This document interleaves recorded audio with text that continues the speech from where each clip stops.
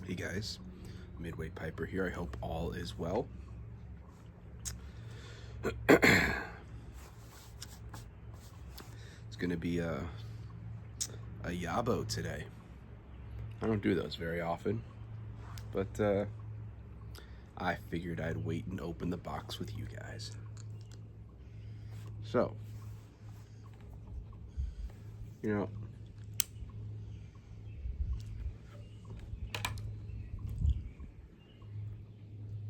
Bones Mini Lumberman and some Black Irish Twist. I'm confused because I dried this stuff out yesterday. If you saw my post, sat out here in the sun, bright sun, maybe about 30-40 minutes, and the stuff is almost brittle and still won't stay lit. Oh boy.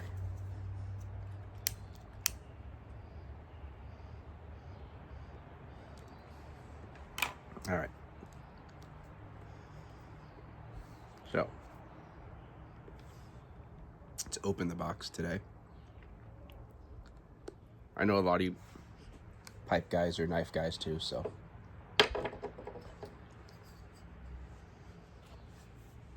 Carrying something a little more old school, with a modern twist to it.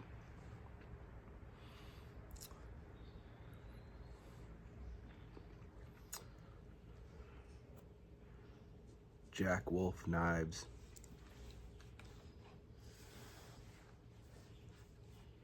They're old school knives, but made of modern materials.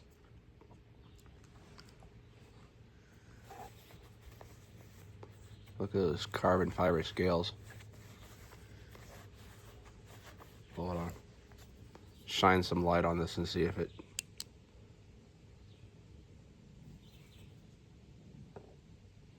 Look at that. Those beautiful scales. I see the other side. Up. Black Irish Twist went out. Yeah. Beautiful. Titanium.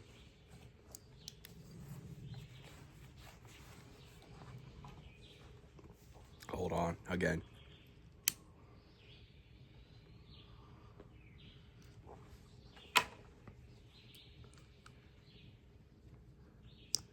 Got a very solid half stop on it.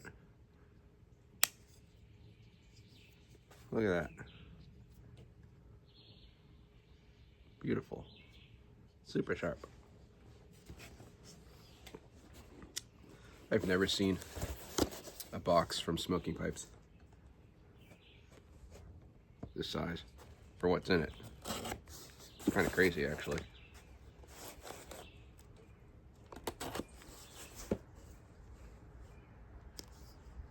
Good half stop.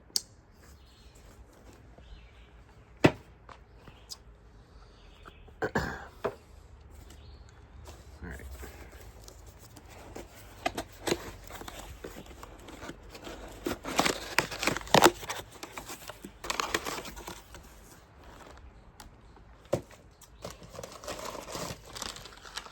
Packing material.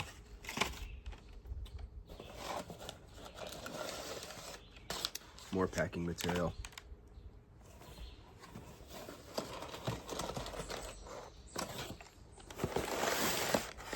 More packing material.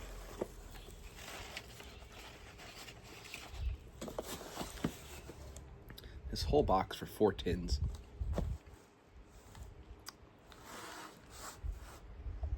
I hope I didn't pay extra in shipping for that.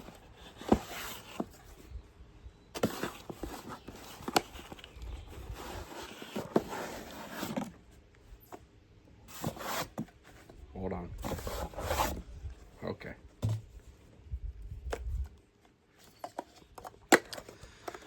We'll start with probably the most obvious in a package received at this point from Smoking Pipes. There was not a rush for the small batch. I just saw it advertised when I was looking around on the site, and they still had some, so I ordered some San Sepulcro from Cornell and Deal. It's not something I was going to rush to the site to get, but I think they still have some available. And it came out a week or two ago. So, Dark Fired Kentucky, Red Virginia, and Bright Virginia, and Dominican Black Cavendish Unsweetened.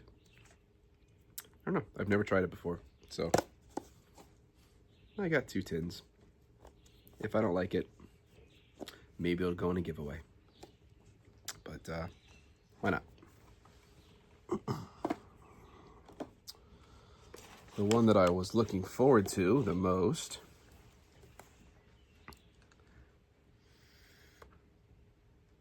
it's out again. Stuff is dry as crisp. It still won't stay lit.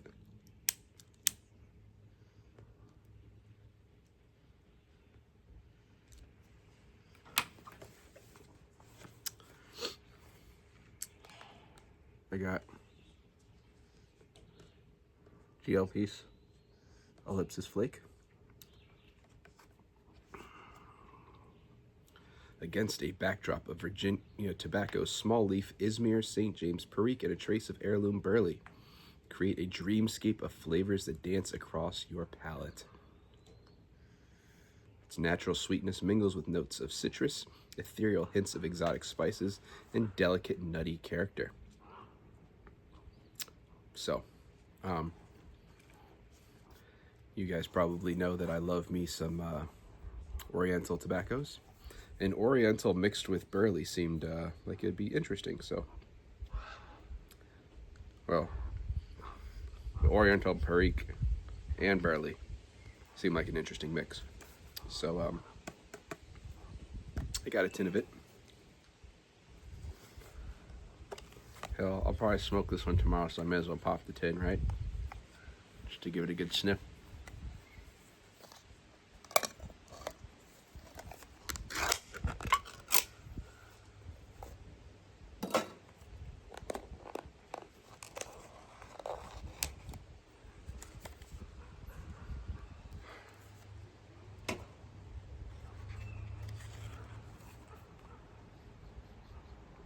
Oh yeah.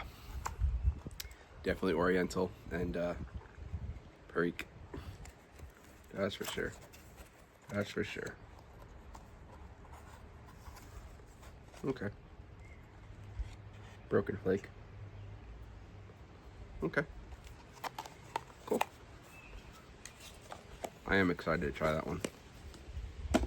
Now, last tin.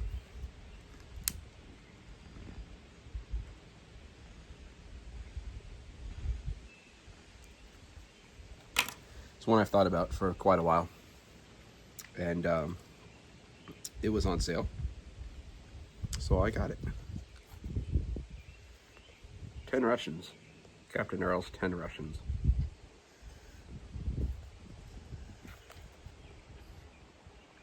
A true delight for lovers of Latakia, rich and full body, 10 Russians is pressed to deliver a perfect balanced blend to the true aficionado of full English tobaccos. Very nondescriptive. But, I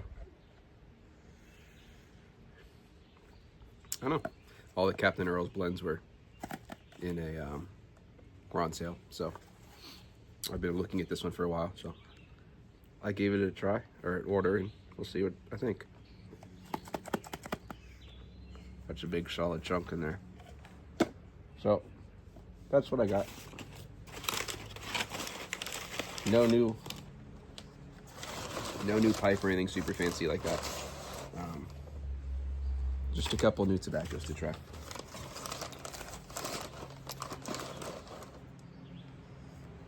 So,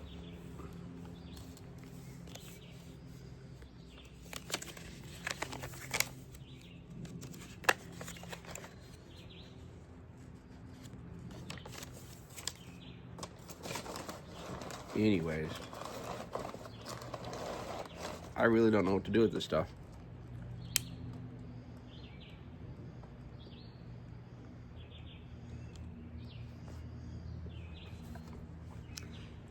There is no reason for it to not stay lit. If anything, I was afraid it was going to burn too fast.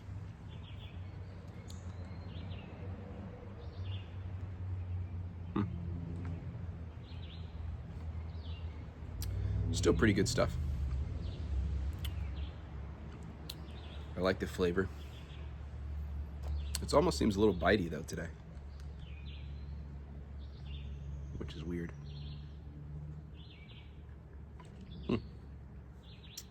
I don't know. I did an overnight last night at work. Stayed until noon, so 8 p.m. last night till noon today. Went to go meet with my financial planner about making some changes to Roth IRA, and man, he was a talker today. I love him, but he's sometimes I just want to go and make some changes real quick and that be that, but oh well. Home for an hour and a half or so, and then off to the gym tonight again. So I'm tired, very, very tired. But what can you do, right? You guys see how quickly this is going out? I don't know. If you guys know a secret, I assumed it was just too wet before. That definitely can't be the problem right now. I don't know.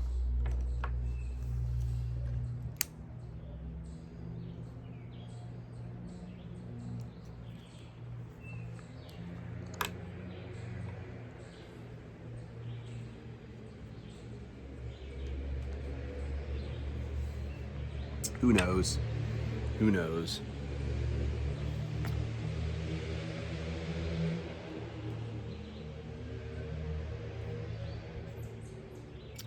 Did you hear all that racket?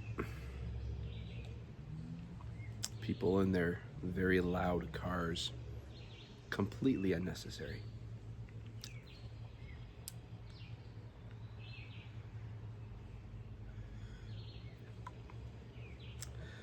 The dog woke up with a limp today. His paw seems a little bit swollen, so now he's got to go to the vet tomorrow morning. Get that looked over. There'll be another bill. And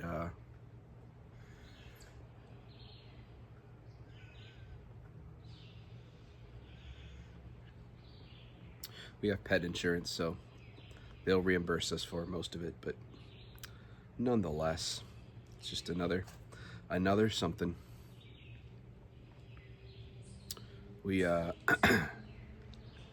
so in December my son had his tonsils out, and there's a history in my side of the family of excessive bleeding after tonsils are removed. And so we wanted him to spend the night.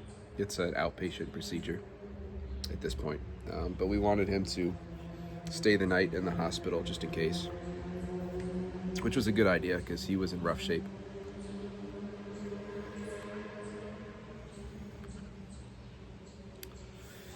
He was throwing up that night, and it just would have been a mess to drive home. There was some debate as to whether or not insurance wanted to, whether or not he should stay the night. But because of the history, the insurance initially said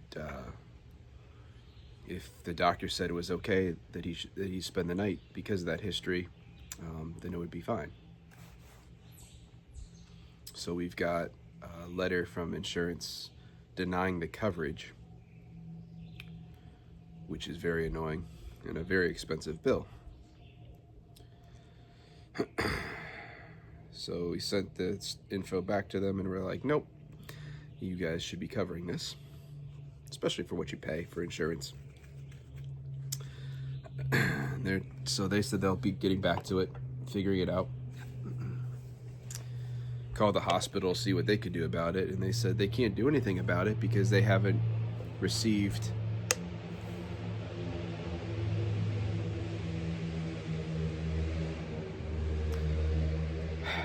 confirmation or denial from insurance yet. Which is interesting because they sent us a letter saying they were denying it. And they can't do anything until they hear from insurance, which is interesting how that whole process works out. And again, this is another one of those things, you know, with insurance. If you go to them and ask how much it would cost if you spent the night, they would tell you, we don't know. We'd have to submit it to insurance to find out. Such a screwed up system. And it's not even, you can't even blame the hospital, it's an insurance thing. That you can't get a price for a medical procedure or anything like that until they negotiate with insurance first. It's crazy. Crazy. So here we are sitting around waiting again.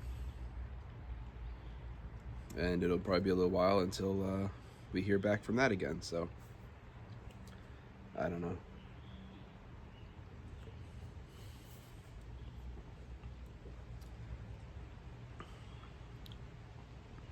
If you've been following along with the credit card exploits, I got approved for the new credit card on Saturday. And they said that they'll be shipped out and I should have it in 6 business days. Only problem is tomorrow is the last day my credit card is valid for. So hopefully it'll come sooner than later in the mail tomorrow, but if not, yep. Try not to spend any money tomorrow, except the vet. Good times. So hopefully that credit card will work tomorrow for that.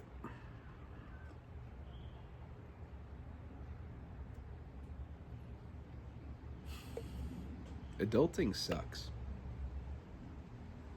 Growing up is a scam. Don't do it. If you haven't done it yet, don't do it.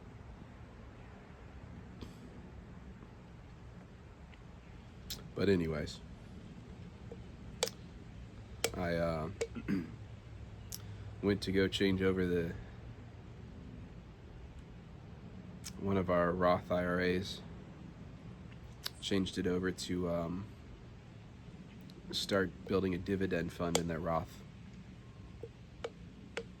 So the issue that you come with, if you're not familiar with dividends, is it counts as income.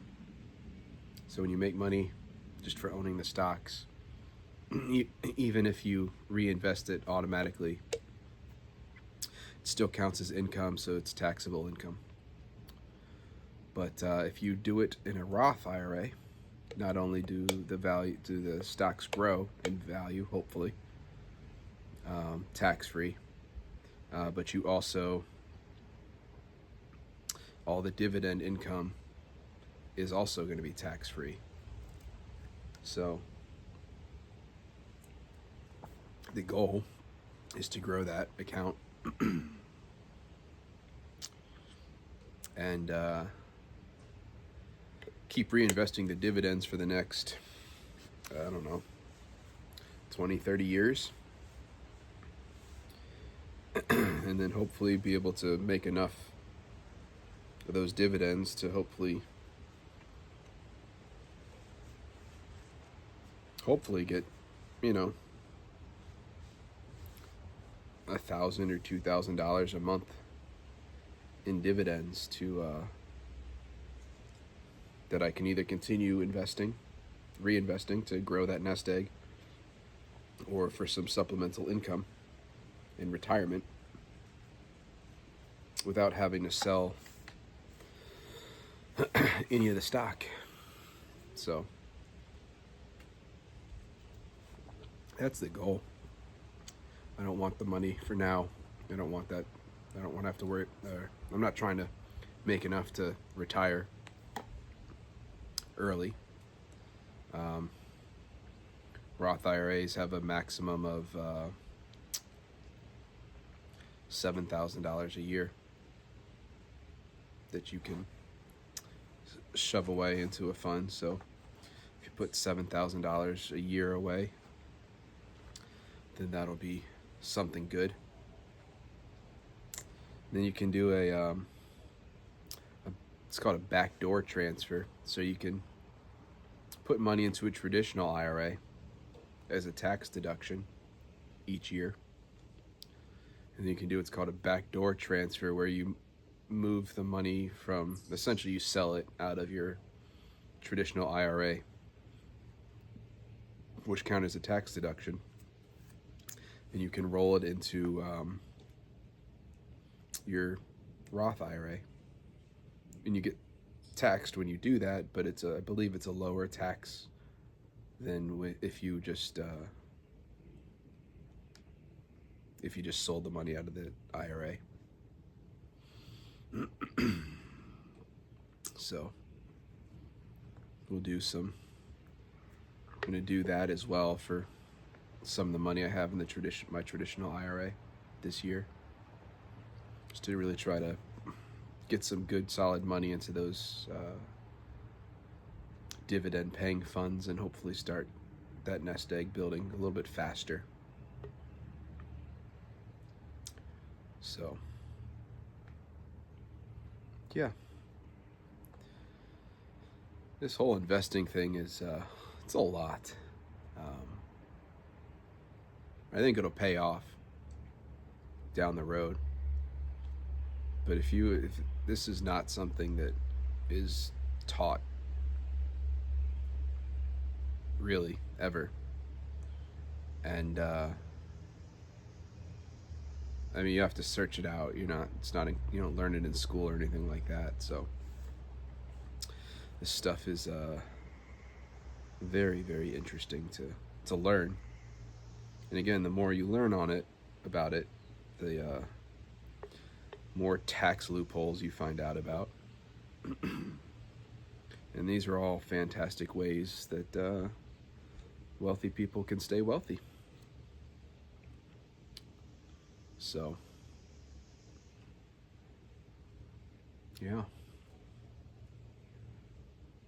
Depending on the funds that you invest that money into, it's it could be making several.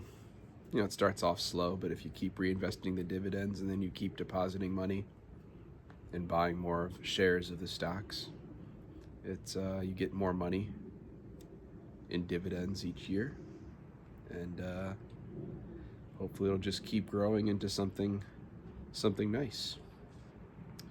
My goal at the end of life will hopefully be a dividend nest egg that I can pass down to my son.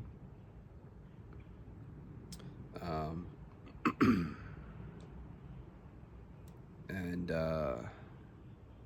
I'll throw that into a trust that you can set it so he doesn't have access to it until a ripe old age, and hopefully he's learned enough research about investing not to say, wow, look at all that money, and then sell it all off. But if you can pass down a fund that brings in $20,000 a year in dividends, that's something significant for generations and generations and generations, especially if you don't pull the dividends out and you just keep reinvesting it. There's huge potential for that. So I've got things set up now where we've got one Roth IRA that's just sort of an S&P 500 fund. So I'll compare the progress of watching that grow compared to watching the dividend fund go. If you're not familiar, the downside with dividend funds is they tend to not grow. The stock value doesn't tend to grow as quickly as some of the other companies in the S&P 500. They've already sort of hit potentially their peak valuation in a way.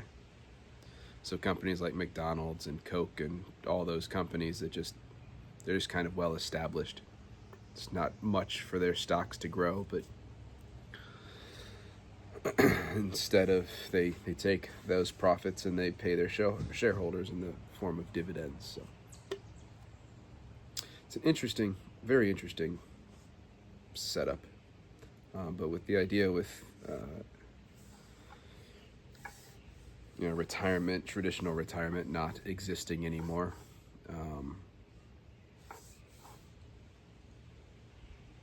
coming up with ways to be able to have income when you're older, it's becoming more and more important. So that's what I did today. Got all that stuff set up, the groundwork for it. So hopefully something good will come of that in the near future. Well, in the long-term future, I should say. Not looking for near future gains on that. But yep, that's it. All right. Well, I'll talk to you guys in the next video. Have a good one.